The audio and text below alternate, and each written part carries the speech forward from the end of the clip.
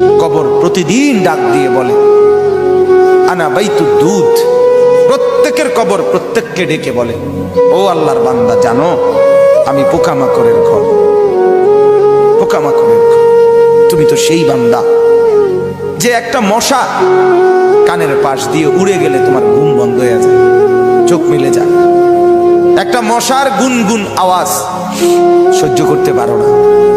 একবার কয়েল, একবার অ্যারোসোল, একবার মশারি, এরপরেও তুমি চাও যে একটা মশাও যেন আমার কানের কাছে গুনগুন না করে।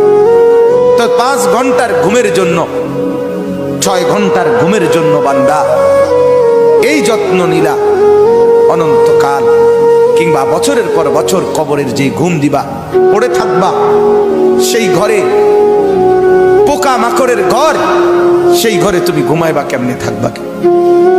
আমার বাপ, আমি থাকবো কিভাবে?